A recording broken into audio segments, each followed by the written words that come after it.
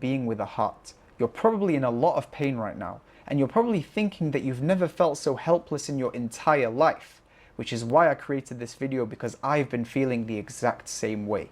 Here are 7 things that you can do right now to help the situation, that if you do them and if everyone does them, then I promise you, because Allah Himself has promised you, it will lead to our victory sooner or later. So please take notes, especially on the last one, because that's the most important one. Number 1, everything starts with intention. Consciously set your intention that you want to eradicate oppression off the face of this planet, because the Prophet ﷺ, he said that if you do not achieve the result of your intention, then Allah rewards you as if you achieved that intention in full. Not only that, but it will also unite all the Muslim minds on the same goal, which will give us motivation, discipline, and drive to constantly work towards it until we actually achieve it. Number 2, always remember that dua is the weapon of the believers. Make plenty of dua for the entire ummah, not just one time, not just twice, every single day, especially in sujood, especially in tahajjud. Make it a habit that you wake up in tahajjud and you make dua, not just for yourself, but also for the entire ummah and against the oppressors of the world today. Number 3 is to realize that now is the perfect time for you to commit to Islam like you've never committed before. Why? Because Allah gives you a condition in the Quran where He says, "In tansurullah yansurkum." If you help and support Allah's cause, then Allah will help you and support you in return. In other words, how can you expect Allah to help you and support you in times of difficulty when you, in times of ease, forget Allah and you don't do what you're supposed to do?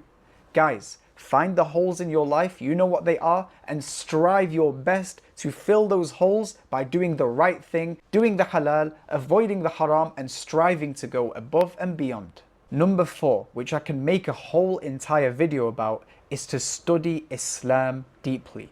There's a very, very famous quote which goes that if you want to destroy a people, listen carefully, if you want to destroy a people, then start by obliterating their knowledge of their own history. Guys, it goes without saying that the vast majority of the ummah does not know anything about our history. And in fact, the very reason why we're here today is because our enemies know more about our history than we know about our history, and so we've been able to fall into this situation without even realizing, and now we're wondering what we can do. If you want to truly understand and implement a long-term solution, begin today by finding a way to learn more about your deen deeply, and especially your history. That is going to slowly but surely reverse all the damage that's been done up until this date. Number 5 is to realize and to know with certainty that it's not just the Palestinians that are at war, we are also at war. And this war is the propaganda war, the mind war, where we are trying so hard to spread the truth and make everyone know the truth, but they are trying so hard to silence us and put us back in our seats. From Instagram releasing updates and shadow banning people, to celebrities sharing nonsense about Israel, to the media pushing lies and propaganda. It's a war. And like with any war, action point number 5 is to remind you to keep fighting it no matter what, and to never give up. Keep making your voice heard. Keep sharing, keep telling people, keep making the truth clear, because this is essential. Otherwise, if we all stay quiet, then the brainwashing will continue and they will be able to achieve their greater goal once everyone is on the same page as their lies and their deception. Number 6, apply pressure on all the leaders of the world today, both in the West and especially in the East. Petition, rally, make your voice heard. Go out and do protests and don't commit any haram in any of them. Make sure you stick to the commandments of Allah when you do these things, but speak up against these leaders and corruption that they're causing. There are literally countries out there that are facilitating innocent civilians from being trampled on and obliterated. And in the Muslim world, the radio silence is deafening. It's time to hold them to a higher standard. What are they doing to help our own people? Our own blood is pouring and no one is saying anything. And it's time for us to make this known both in the East and the West. Keep making your voice heard in any way you possibly can and use wisdom and understanding. And finally, number 7, which I said at the beginning of the video is the most important one, is please Muslims, stop arguing. Unite with each other. We are fighting a greater evil and we need each other's support. Quit the arguments about Ash'ari, Maturidi, Athari, Hanafi, Hanbali, Sunni, Sufi, Salafi. Quit these arguments. Every time I open a comment section, it's Muslims attacking Muslims, Muslims refuting Muslims, videos, this, that. What are you doing?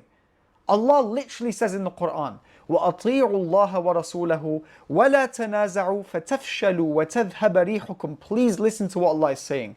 Obey Allah and His Messenger and do not argue, because otherwise your spirits are going to be diminished, you're going to be weakened as an ummah, and your strength is going to vanish. Is that not happening today? We are literally a majority in the world. We have 2 billion Muslims around the world, yet we have no authority and no strength. Why do you think that is? It's because we're arguing about silly small things which don't matter in the grand scheme of things. Quit, stop, and realize that in another verse, Allah says, وَالَّذِينَ كَفَرُوا بَعْضُهُمْ أَوْلِيَاءُ بَعْضٍ. Ya Allah, Ya Allah.